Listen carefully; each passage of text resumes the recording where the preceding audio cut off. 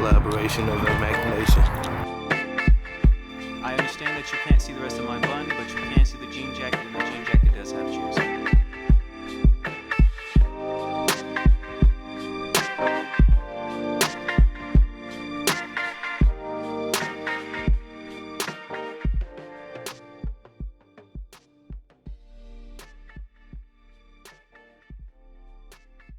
Hey guys, welcome back to the Arboretum podcast. We're back here with Lani Jane, my co-host Josh. Hello. Hi. We're here at Lani Jane's house, which is really dope. Exclusive. It is really, it's a really nice pad here. Thank you for having us here. We really Yeah. appreciate it. Of course. So I guess we're gonna start off the podcast again with the topic of birth because we really didn't get to talk about it back over at Troy's crib. Yeah. The question I wanted to ask you was, what was that story that you had told before you left about fighting your mother in the movie, essentially? Oh, the fact that my mom and I had two different blood types, and so like a baby that's negative and a mother that's positive, the mom's body fights the baby and the baby fights the mother's body, so essentially you try and like kill each other. So my mom had to be put on a bunch of different like medications, and so essentially she didn't kill me. That's pretty dope. Yeah, that's pretty dope. There are a few sayings about people who have like troubled births, how they come out to be extraordinary people, and I think that like holds true for you because after you had left and we had like spoke about all the stuff that you wanted to do, you know what I mean, and the fact that you were including us into it was like dope as hell. Yeah. To be honest, I really appreciate it. But we felt really inspired. You really helped us that day. Oh my Yeah. It left us with some bombs. Can you tell us about, how do you say, Macabre Productions? Macabre. Yeah. Macabre Productions. Yes. My co-director of it all is sitting over there. Macabre really started with Jordan. She came up with the idea, and essentially because we were going to do music, we wanted visuals to go with it and the shock and awe of it all. So they are gore films, but they're also very like beautiful and visually appealing, made up of all very pretty, cool, artistic girls. And that's pretty much how it started. We all just kind of throw ideas at each other and film when we are like, okay, we're going to film now. I like that. I Yeah. like that. Yeah. That's dope. So what are you guys looking to do with it? And Jordan, you can offer your input as well. As far as like going forward, like how far do you guys want to take it? Farness as in like what we're doing or success-wise? Both of them. Yeah. Both of them. You know what I'm saying? I don't really think there's much of a line when it comes to things we're willing to do. Obviously, I wouldn't say politically correctness, but more so, there are lines we have as far as like that. There are things that are like inappropriate and not appropriate, obviously. But as far as like gore or like what we're willing to do or what we're willing to represent, like we want to push the line and we want to make sure that line is like far from us and like to go beyond societal standards. I think especially for women, especially for queer women and like women of color, success-wise, we're going all the way to the top. I like that a lot. Y'all out here pushing the boundaries in any way you can, you know what I mean? I like that, especially in an artistic setting. You're a model. Yes. How do you like that? I like modeling a lot. I've been doing it since I was a little kid. My mom was definitely a stage mom. But I always liked it and I always enjoyed it. And I was thinking the other day, like, there's so many different, like, looks and vibes I would have never chosen for myself that I've been able to do through modeling, that I get to see myself through a different lens, which I think is really cool. Okay. And would you say modeling has helped you, like you said, find your style and things like that, like the group of people, the type of environment you like to be around? Would you say modeling has had an impact on that? Somewhat, yeah. In the fashion world, there's definitely, like, people I want to be around and want to have, like, influence me. I think most of the people I hang out with or I surround myself with really has to do with the Minneapolis art community more than anything, because I just like creative people that put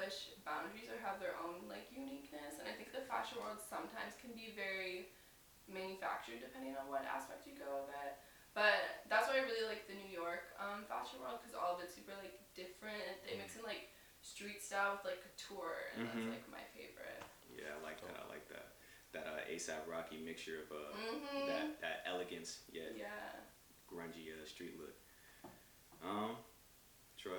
I mean, you were back at my place the other day. You were talking about inspiration comes from sadness, and I like that conversation because I was thinking the same thing. I was telling him about the movie I was telling him about making, about where the guy gets sadder because his friends are making him sad. Again, could you get a little bit of what you said before? Yeah. I think my creativeness, like I was saying, like I feel like most artists, their creativeness really stems from like sadness or anger, like really, really strong emotions, and that most artists are depressed. Like most artists have like severe depression, even like comedians, and people never like think about that. Like Robin Williams and such. Yeah, like Robin Williams, and I think it just pushes it out of you. Like it creates passion and fire in me, and like it makes me write more. I want to create more and like push myself out of my boundaries or boundaries I'm setting up for myself. But you said you're like opposite. Yeah. Back then I said that when I go through, because I do have depression, and when I go through those things and those waves and such, I don't necessarily try to push or create during that time because I don't want what I create to be ignorant. Because the way I view my art is something that like I can break down. You know what I mean? Like I like to sort things out. So what I'll do is after I go through that, I'll sit down and I'll reflect. So I won't even create right after I go through it. I'll sit down and I'll reflect on what happened, and then I'll start creating based upon that, so I can, like, after seeing the clear picture, like, paint it, you know what I mean? So, I don't know. I don't like to create while in a dark place. Yeah. I like that. Because we reminisced about July. Yeah. And how that was, like, the biggest of this year's peak in creativity. We were just out there making videos back and forth. And then we made that rap video for me. Yeah. And then shit started popping off. Yeah. Really. Yeah. But then we went on that slump, and I think that both of us were going through something. And then at the end of that, like my peak is like when I'm at the saddest point, I start doing like crazy starts shit spinning in my head. Yeah. You know? Oh, Jordan, what was that shit that you was talking about? What is it? You just drink wine and just make art in your room? Yeah. I feel like for myself, I am like a very emotionally intelligent person with other people, so then I feel like unless I'm really sad, I don't really get a good grasp of what I'm feeling. So I feel like I only have really extreme emotions, so I just kind of have to force myself into being extreme, so I only like make art when I'm really fucked up, or I'm really sad, or I'm like really happy. Otherwise I feel like everything's just monotone that I make. Yeah. I can definitely give it Yeah, like that. basically like that. Yeah, I had a day That. back in August where I was just laying in my bed all day long, and I was just sitting there with my book, and I was playing beats on YouTube. And I was just like going through my head, just rapping up. I was like, oh shit, this is nice. And that's the same day I got into that crash too. Oh, And that's when shit happened. I was like, Yeah. I'm reflecting on this shit now. Yeah, and you just get in your own head so much better. Yeah. That shit's kind of crazy. Yeah. That's crazy. So would you guys say that like based off of certain events as well that inspires you, like say like for instance Troy gets into a crash back then, you know Like what I mean? a car crash? Yeah.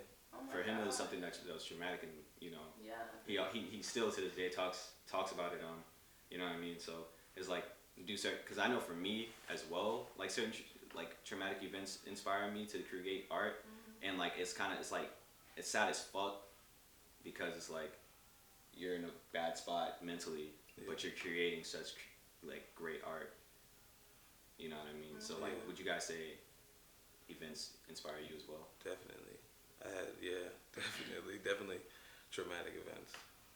I think traumatic events, it's like inspire people in different ways for sure. Because there are traumatic events that have happened to me that inspire me creatively more, and traumatic events that happen to me that inspire me to push for success more. Like I was like homeless all throughout high school, and I like lived on my own. So like that has this like passion of like success and like succeeding, like That grind. in me. Yeah. Yeah, I like that. It reminds me of my mom because she was homeless throughout middle school and high school with a child. You know what I mean? So Yeah. I like that. that. So a question that I often ask myself is like, will I ever make it? You know what I mean? Because that's like a big question when it comes to like this art shit. Because like we said back at that transcript, shit's hard. It's not easy. Do you guys ever ask that question as well? Yeah, like all the fucking time, every day. I think it's like, I constantly talk about how I wish I could just like glimpse into my future. Like I don't want to see the whole thing. Like I want to save shit for surprise, but I just want to like see like what's there. But I mean, I think it really has to do with confidence. I think people confuse confidence and narcissism a lot. Like when it comes to the art world, like being full of yourself is not going to get you places, and having an attitude is not going to get you places. People are not going to want to work with you. But being confident in your art and like being like, hey, we're going to make this, like let's do this, that's different. I feel like that'll get you places. And like uniqueness for sure, like don't copy out people. I definitely felt that vibe from you too, because you know what I mean, when we were talking about doing film and stuff, you were just like, yeah, let's make it happen. And having that happen, gnarly dude, and making that you know, that effort, that push towards making something creative happen, man. I really appreciate that, like for real. Like definitely. Me and Troy will. We got so many. We were talking about you coming this up. whole week, bro. Like, oh my so god, so many ideas coming. We're really happy with the way you talk, bro. Yeah, I see so much creativeness in you too, and like what you guys want to do. So we need to push each other. Yes. Yes. Would you say that in Minneapolis that there's like kind of like a culture that does like, it's kind of like crabs in a bucket, like people not helping each other out, or do you see Minneapolis's like art culture like very supportive? It depends, honestly. It really depends on the person, because I've seen people that me and Marianne talk about all the time, that people feel like they have to be the only minority succeeding. So like when it comes to like certain groups of people, like if there's like me and another like gay person in the room, it's like, okay, only one of us can succeed because we're like the model, like minority of the group or whatever. We talk about that until there are people that like constantly like push against that because they want to be the only one succeeding. But then there are people that and people just are on their art shit, they're like, I can be the only one here. But and then there are the people that like really want to see other people succeed, and they want to like collab, and they want to do things together and like push each other. And I feel like I surround myself more with the people that are like that. I just like run into more people that are like that through the people that I know. But every once in a while there's like that one person. Jordan, speak. I mean, what we had talked about a little bit, like, there's a lot of, with like SoundCloud culture, I'm really happy that artists are bringing back collaboration. Like, you don't need to be a huge artist to collaborate. But we were talking about that, we think that should be done way more with visual art. Like, I know so many people where it's like, you make such amazing realism and your art's so surreal. If you guys like combine those and had like this realism painting with your like surrealist characters, that'd go like insane. I like that. That. So you're saying more so not necessarily in film or photography, but are you talking about like visual art as a whole? Everything. I mean, we put out like, when we started Macabre, we put out like this post where, because I mean, both of us have talked about we were really, really inspired by Andy Warhol's like Factory. And he just had so many artists and models and musicians, and like they just worked on everything together. And we were talking about how amazing it would be if we were able to like expose other local artists with our work, and then we are exposed to theirs, and like people get to see theirs in new ways, and like I could be so inspired. See, that's the shit we was talking about with this podcast. Like the meaning of arboretum really is like a place. It's a place where trees grow, is it not? It's a place where trees grow. And we're trying to create a space like within Minneapolis for trees to grow, and we are the trees. You know what I mean? We are the seeds. We're trying to plant them. You know what I'm saying? That's a little philosophical meaning. I like that a little lot. deeper, a little cryptic. But yeah, honestly, like even the shit that, you know, me and Lani and Troy have discussed, you know, us collaborating with you guys on your Macabre, you know what I mean, bringing different viewpoints and different styles together. Is that what you're more so saying, like? Absolutely. And I mean, a lot of our thing was about just being irreconcilable. Like, you have like conventionally attractive girls doing like fucked up shit. Like it's about being different and like pushing barriers, crossing barriers, like mixing things that shouldn't be mixed. And I think a big thing that comes off of our style that we're like kind of combining things is like you really only see men do the things that we want to do. Mm-hmm. And I think like what we talk about is like us being like we look like little girls, Yeah, like doing yeah. like shit like that. And I like mixing those styles. So like I also like mixing people who have like one of those styles or a variety of those styles like together. Because I think that's cool to bring different perspectives of it in there. That's what's up. That's what's up. Have you guys ever thought of like any other like styles to like mash together? Yeah, we want to do like some kind of like suburban scenes mixed with gore, like Yeah, and I mean, we were gonna do one where it was also playing off of. I mean, especially like I'm bisexual and Lani's lesbian, so it's like we definitely both dealt with like the fetishization of like femmes, and we were gonna do a video where it was from kind of a male gaze, but orchestrated by women and fully women about like lesbianism and female experimentation, and kind of like if it's manipulated by women, it kind of becomes a different thing and kind of like taking it back into women's hands. I think we're doing a lot of that too with Macabre. It's like we were talking about that one movie and it's like a sex dungeon ran by a man, which makes it like gross and sadistic. But we were like, if we turn it more powerful and it's like women running it, that and less like sadistic and more like art form, then it like takes it and puts a twist on it. So that's like those are the kind of things. So kind of like black people, like We're taking back the black people, not even that, having white people as slaves. Yeah. To have like a film like yeah, that. something like that. Yeah, that's what we're talking about. Is like flipping the script on like societal standards to things, like taking it and making it like our own. Y'all just birth a. I saw some magazine once where they took, where like, you know how a lot of the time women are like used as objects, where it will be like a hot man in bed and then you just see like half of a woman laying behind him. I saw some magazine where they replaced it with a black woman and all these men just kind of objectified like little things around her. It was just like dehumanization of men instead of women. And it was just it was such a weird thing to see because I didn't even think about it. So opening people's eyes to the concepts that they never even thought that they would think of because of like societal norms. Absolutely. Through film and things like that. Yeah, I think putting women, queer women, black women, native women like in charge of like this new script will like change things. I like that. I like that. I definitely want to see that. And if I can at all help. Yeah, I love that. Please, like, you know what I mean? Because me personally, I don't necessarily have the same, you know, like that idea would have never crossed my mind. Ever. I mean, my homie was talking about it last night. He got slapped. Not gonna tell you how. But he was like talking about how other people have thoughts that you'll never have. That's some shit, man. Exactly. That's shit. Wild. Yeah. Like you'll sit That's there. Some shit now. Yeah, you'll sit. Like I walk through the day and I'll see people at work and I'm like, huh. I'll actually wonder like, holy shit, what are they thinking right now? Or like, what are they seeing right now? Yeah. Or something like that. Different people's points of views. Like that's why I like you guys' heads. I like you guys' heads a lot. You guys are really dope. That's some shit. Yeah.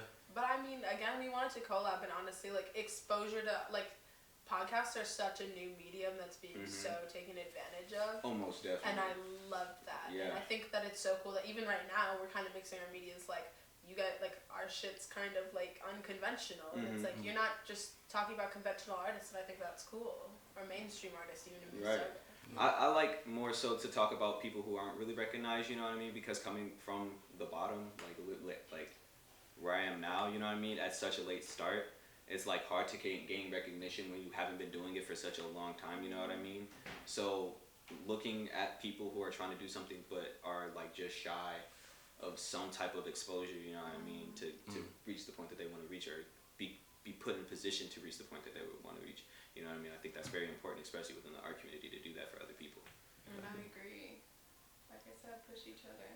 You know what I'm saying? Yeah. Speaking of people that you want to push, is there any other artists that you guys have been looking at? Because me and Troy doing this, we've been exposed to like so many like new artists. Well, I have at least. I definitely have as well. To like that are just in Minneapolis, and you know what I mean. It's kind of crazy. Like, are there like any local artists that you guys are like crazy about?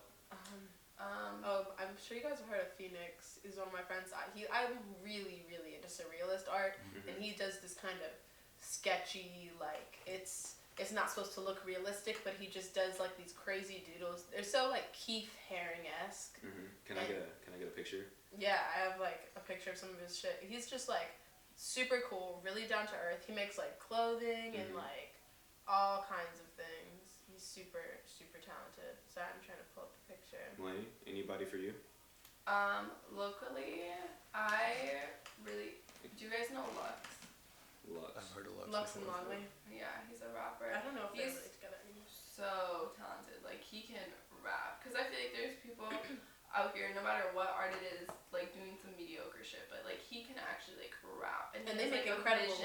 like music. He has like visuals that he goes with it, and he's like a sweetheart and like just loves everyone and invites everyone to everything and like I like that. supports other people's art. So I like that. Lux a lot. I like that. You gotta send me his ad. Mm-hmm. Because I kind of want to look at that. He's known. That's dope. That's dope. Alrighty. So, does anybody have anything they want to bring to the table? Something they want to get off their chest. It could be anything. At this point, we've talked a lot about art. We want to get to know you guys. Oh dang. Well, what? Like what? Anything. What about it? Anything. Hi. Hello. Jada. My other roommate, also drinking wine. Wait, I was going. Hi. That's all we do. That's my roommate Jada. Is wine like is like wine like water here? Oh. We're trying to get our hands on absinthe, but we can't. What is absinthe? Very- Oh my god. Absinthe All is of an alcohol the that's greatest artists of like the medieval era, it has wormwood in it. So it like Van Gogh used to use it. It partially He makes literally me like What? you hallucinate and you drink and it's like green and you like Van Gogh like cut off his ear, like you go crazy, but like you're just so like aware, and I want it so bad. Yeah, it's like Yo. I want it. it's super strong and it makes you hallucinate. It's very hard to find, but it's We're going to apparently Europe, very we're trying to good get it. for art. And that's how I feel about red wine. We, you know the song "Red Wine" by like Red Wine. Yeah. We literally just like bang out to that and get drunk and Make art. yeah. And make art. Wow. What a time. What a Yeah. time. Mm-hmm. What a time. I like that. So really though, how do you guys start the creative process then? Like, do y'all literally just start it by like chilling and drinking wine? I feel like we usually do something every time we're together. But yeah, that's usually like how it starts. It's usually like we're like, okay, we need to get on our creative shit, and like if we're feeling like Inspired. lazy or like uninspired, then we'll like listen to music or do something crazy or drink wine or you know do something to kind of get us there and like get us more like free and open to doing it. I like that. You need to like push yourself. I'm lazy a lot, so sometimes it's hard. So would you say like having a roommate and like other artists around you is like an important thing to like not necessarily get inspired but like feel motivated to do art because the shit's hard?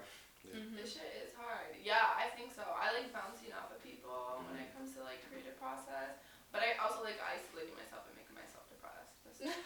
So I mean, I feel like That's when the it best comes to way. like coming up with ideas or writing, though, I was thinking about this the other day. When it comes to like writing or coming up with ideas, things like that, I like to be depressed or sad or angry and like isolate myself. When it comes to creating shit and like filming or doing like modeling jobs, for things like that, I like have to be active and I have to be like on top of my shit and like not, or at least functionally depressed. So, At so least I feel like Yeah. that's the difference. FD, functionally depressed. Yeah.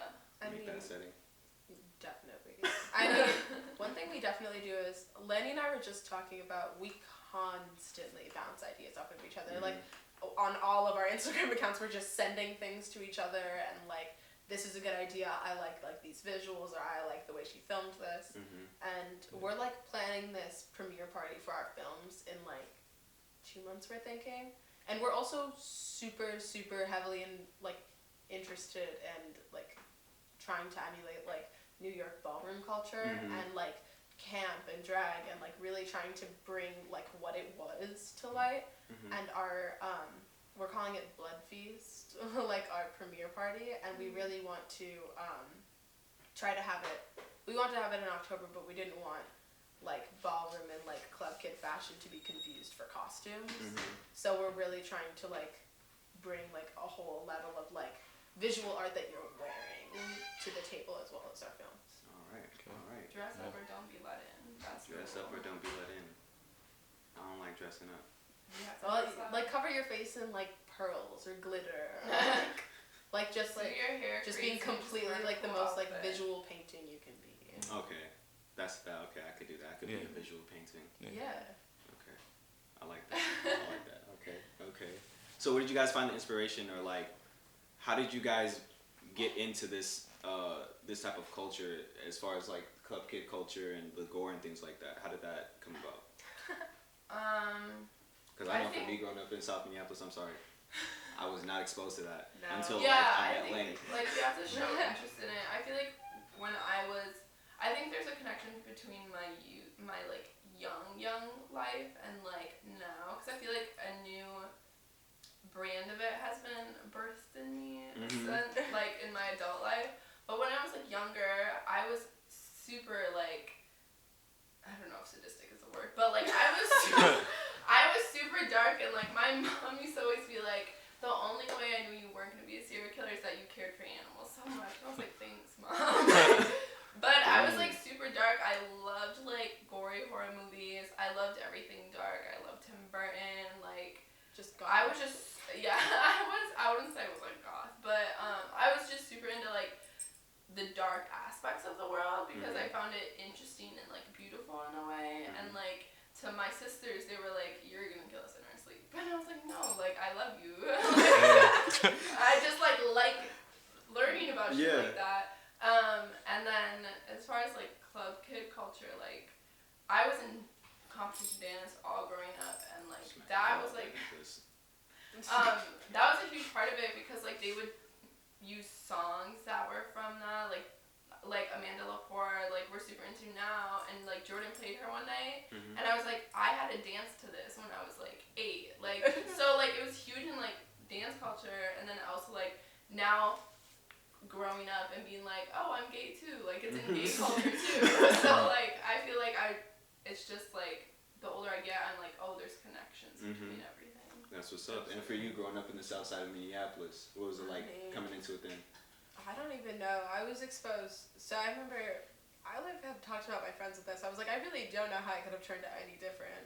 When I was like 9, my best friend and I were just these like we were just like these adorable little girls, but we were just like the most like rugged tomboys for no reason. We were just trying to like prove a point. We were just like we were so anti-femme. Like That was we like used to run around barefoot, and like I remember getting glass like stuck in my foot, but I was like, dude, I can't show my mom this. So I just like ripped it out. And like our favorite songs were like Kim and Insane by Eminem. And if you listen to those, like I knew every word at 9 years old. What the heck? You were on some shit. I was definitely, I really was. But like I think it was just learning about like, we talk about like decadence just because a lot of our imagery and a lot of our paintings and a lot of our films have a lot to do with like drugs and sex and gore And and you're like talking about American society, or you're talking about your shit. I mean kind of everything where it's like Both? these things where it's like the concept of decadence and doing what you want and kind of being really happy with what you're doing despite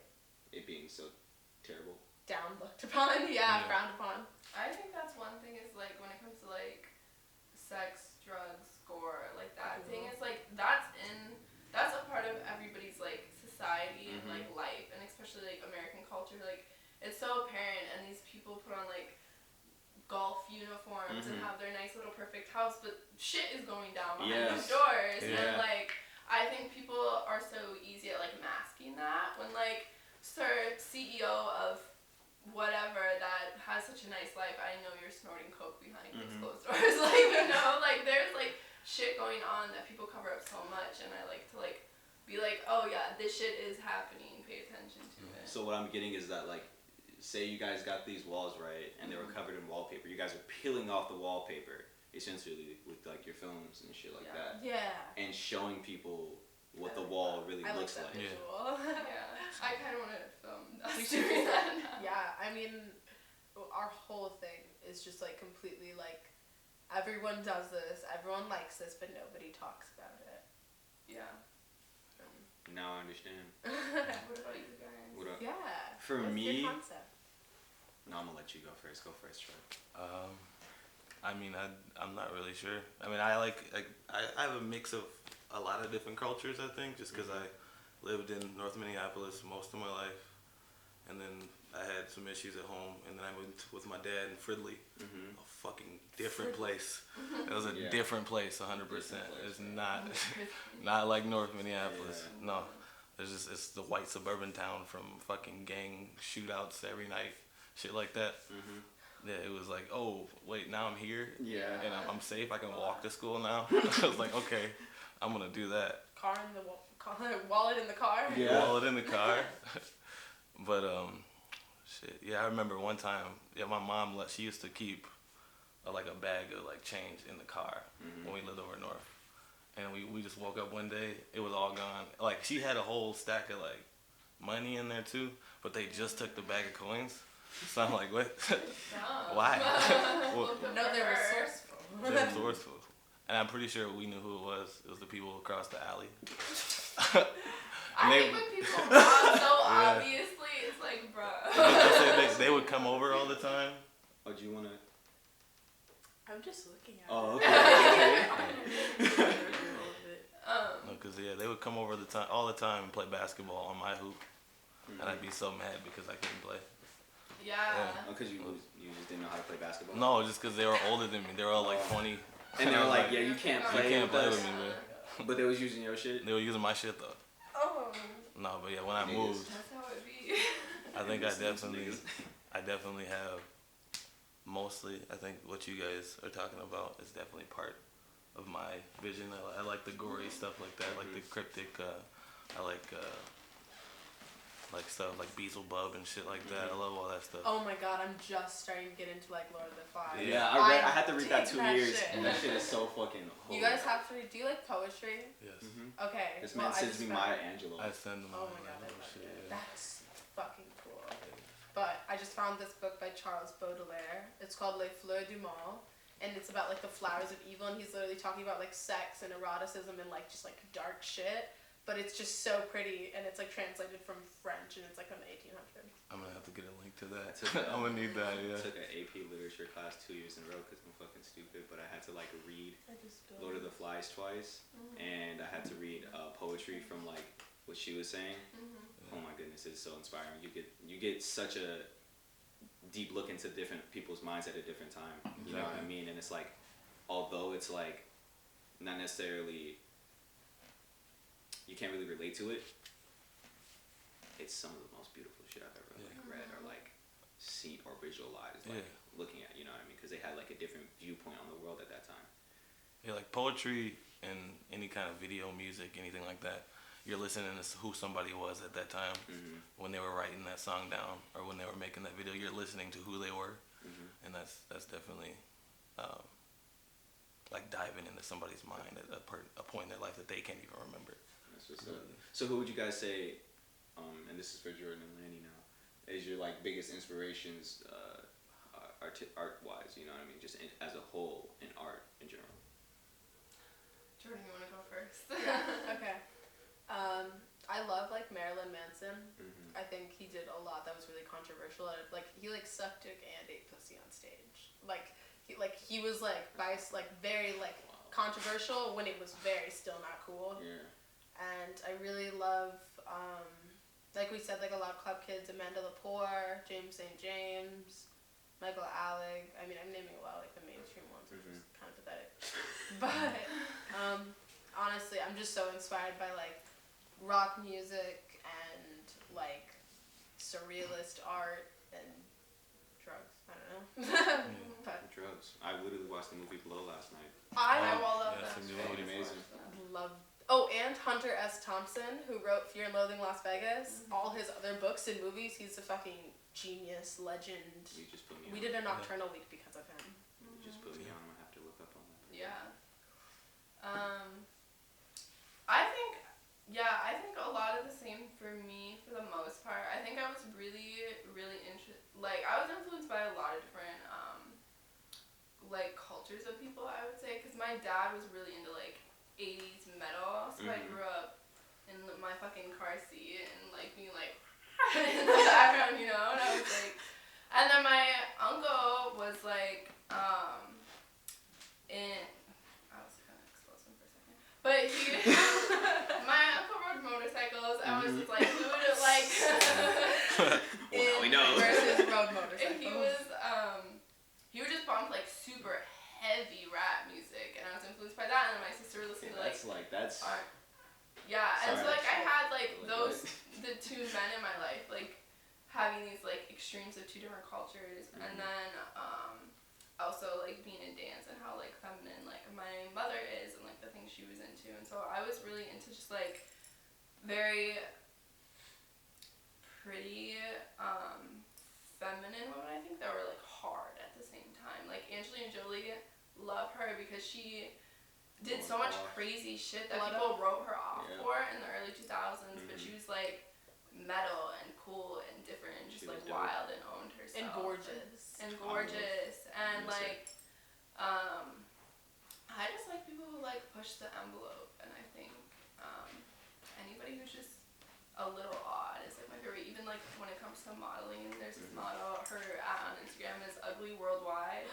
And I love her. She literally like shaved her head, shaved her eyebrows, and just is like this orb crazy skin. kind of like alien looking like modeling, and it's like gorgeous and it's different, and like I just take inspiration from people that do things like that. I think That's dope. You guys like people who push the fucking boundaries, man.